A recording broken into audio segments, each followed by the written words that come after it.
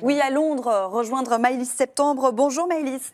Le Royaume-Uni, comme tous les autres pays occidentaux, cherche à prendre ses distances avec la Russie sur la question des énergies, en être moins dépendant. Et chez vous, le gouvernement s'est trouvé un nouvel allié pas forcément très recommandable. Oui, exactement. Boris Johnson s'est rendu il y a quelques jours en Arabie Saoudite pour rencontrer le prince héritier Mohammed Ben Salman. L'objectif affiché, c'était de convaincre le prince d'augmenter la production de pétrole pour mécaniquement faire baisser les prix.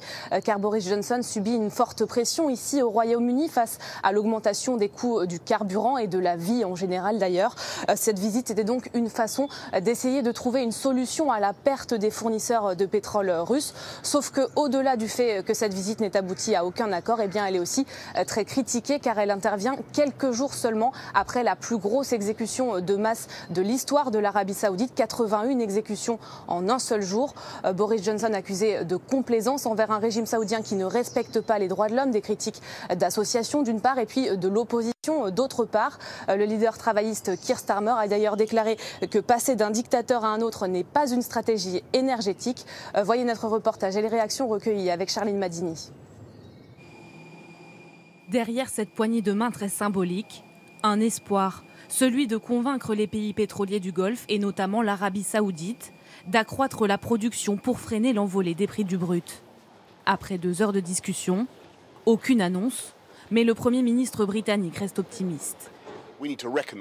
Il faut reconnaître la relation très importante qu'on a avec l'Arabie Saoudite. C'est une relation très forte, pas seulement pour les hydrocarbures, mais aussi pour les investissements au Royaume-Uni, à long terme. Des propos qui ont beaucoup fait réagir au Royaume-Uni, alors que pendant la visite de Boris Johnson, 3 personnes ont été exécutées par le régime saoudien. Le nom du prince héritier Mohammed Ben Salman est aussi associé à l'exécution en 2018 d'un dissident, le journaliste Jamal Khashoggi. Alors beaucoup de Britanniques voient d'un mauvais œil ce rapprochement avec un allié peu recommandable.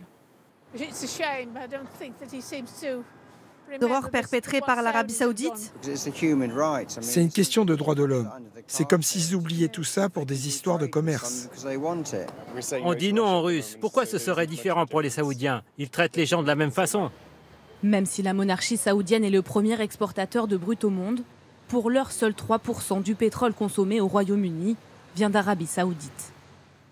Ouais, et Maëlys, le Royaume-Uni va-t-il avoir des difficultés à se passer du pétrole russe ?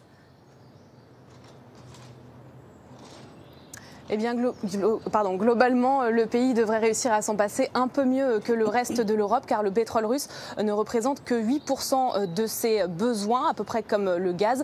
C'est surtout beaucoup moins que la moyenne des pays de l'Union européenne, qui importe 27% de son pétrole de Russie.